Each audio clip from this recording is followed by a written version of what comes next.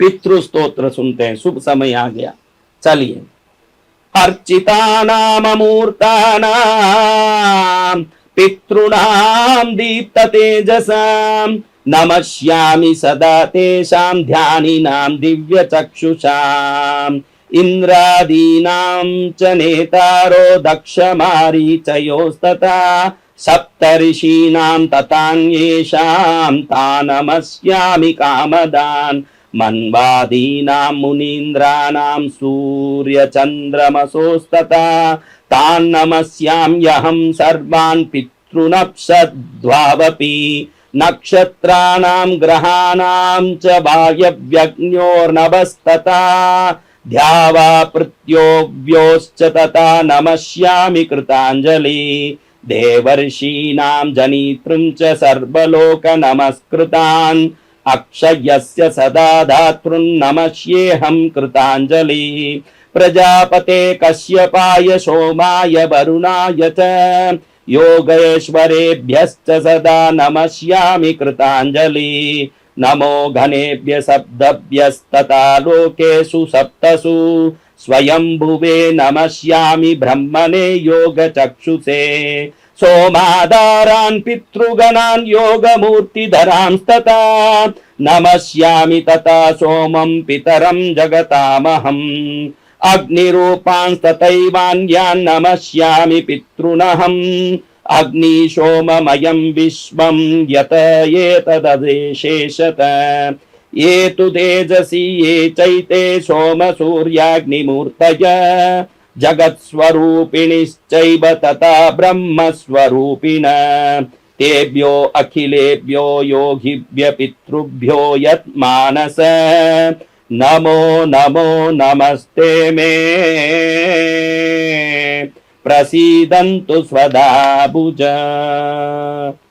आहा, कितना सुंदर श्लोक। अब इसका अर्थ सुनोगे तो इतना सुंदर लगेगा, हर एक बोलेगा कि ये रोज मैं सुनूंगा, क्योंकि इसको सुनने के बाद कोई नहीं बचता। आप देखो, जो सबके द्वारा पूजित अमूर्त अत्यंत तेजस्वी ध्यानी तथा दिव्य दृष्टि संपन्न है, उन पितरों को मैं सदा नमस्कार करता हूं। जो इंद्रादि देवता दक्ष मारीच सप्त ऋषियों तथा दूसरों के भी नेता हैं, कामना की पूर्ति करने वाले उन पितरों को मैं प्रणाम करता हूं। जो मनु आदि राज ऋषियों मुनीश्वरों तथा सूर्य और चंद्रमा के भी नायक है, उन समस्त पितरों को मैं जल और समुद्र में भी नमस्कार करता हूं। जल और समुद्र में क्यों? मैंने कहा कि जल के रूप में ही पितृ निवास करते हैं। जल स्वरूप में इसलिए कहा, मनु आदि राज ऋषियों मुनीश्वरों सूर्य चंद्रमा के भी नायक है, उन समस्त पितरों को मैं जल और समुद्र में नमस्कार करता हूं, क्योंकि उसी में वो रहते हैं। नक्षत्रों ग्रहों वायु अग्नि आकाश और द्युलोक तथा पृथ्वी के भी जो नेता हैं, उन पितरों को मैं हाथ जोड़कर प्रणाम करता हूं। जो देवर्षियों के जन्मदाता समस्त लोकों द्वारा वंदित तथा सदा अक्षय फल के दाता हैं, उन पितरों को मैं हाथ जोड़कर प्रणाम करता हूं। प्रजापति कश्यप सोम वरुण तथा योगेश्वरों के रूप में स्थित पितरों को सदा हाथ जोड़कर प्रणाम करता हूं। सातों लोकों में स्थित 7 पितृगणों को नमस्कार है। मैं योग दृष्टि संपन्न स्वयंभू ब्रह्मा जी को प्रणाम करता हूं। चंद्रमा के आधार पर प्रतिष्ठित तथा योग मूर्तिधारी पितृगणों को मैं प्रणाम करता हूं। साथ ही संपूर्ण जगत के पिता सोम को मैं नमस्कार करता हूं। अग्नि स्वरूप अन्य पितरों को मैं प्रणाम करता हूं, क्योंकि ये संपूर्ण जगत अग्नि और सोममय है।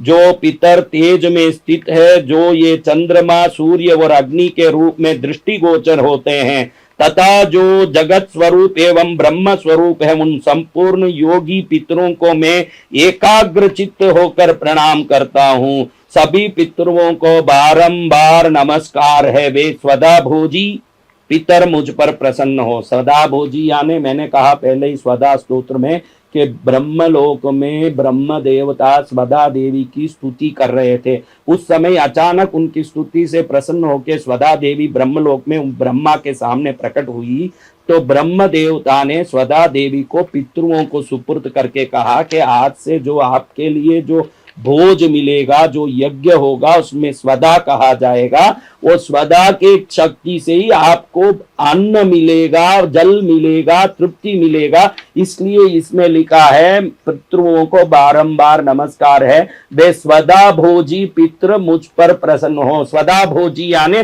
स्वदा देवी के द्वारा भोजन प्राप्त करने वाले, होम में भी स्वदा कही जाती है अंत में, और श्राद्ध में भी स्वदा कही जाती है। ऐसे स्वदा भोजी पितृ मुझ पर प्रसन्न हो। हमारे घर में किसी भी जाने अनजाने में पितृदोष लगा हो, जिसमें शरीर में रोग के कारण घर के सदस्य कोई परेशान हो या खुद परेशान हो, कोई उदारी के कारण, धन की कोई आर्थिक समस्या के कारण परेशान हो, कमाया हुआ टिक नहीं रहा हो, या कमाया हुआ किसी गलत कामों में ही सदा खर्च होता हो, रोग में, हॉस्पिटल में, जेल में, कोर्ट में, पुलिस में, विभिन्न लफड़ों में खर्च हो रहा हो, तो ये सब पितृदोष का लक्षण है। पितृदोष 3 ही दोष हो सकता, मैंने बताया।